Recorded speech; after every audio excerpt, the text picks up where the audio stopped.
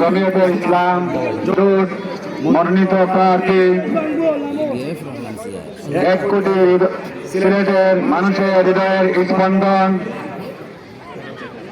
শ্রদ্ধাভাজন জনাব আরিফুল হক চৌধুরী নির্বাচনী জনসভায় উপস্থিত বাংলাদেশ জাতীয়তাবাদী দলের বিভিন্ন পর্যায়ের নেতৃবৃন্দ, কর্মীবৃন্দ, সুধীবৃন্দ, আসসালামু আলাইকুম।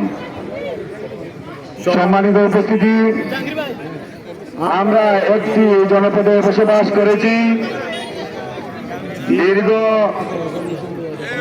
35 বছর। পাকিস্তানের প্রতাপা জনাব ইমরান আহমদকে নির্বাচিত করে এই এলাকায় প্রতিশোধ পরায়ণ হয়ে এই এলাকাকে পিছিয়ে রেখেছেন। আমরা ইতিমধ্যে এমন একজন ব্যক্তিকে পেয়েছি যাকে পেয়ে আমরা এই সিলেটের মানুষ গর্বিত। আমাদের এই পিছিয়ে পড়া জনপদকে একটি উন্নত, সমৃদ্ধ এবং পর্যটন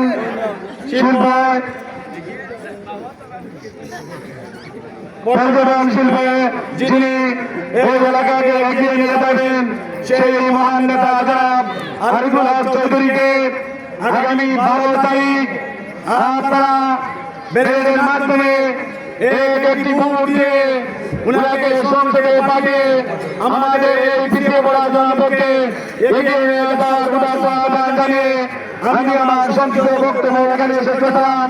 আসসালামু আলাইকুম। বাংলাদেশ জিন্দাবাদ, বাংলাদেশ জাতীয়তাবাদী দল জিন্দাবাদ, স্বেচ্ছাসেবক দল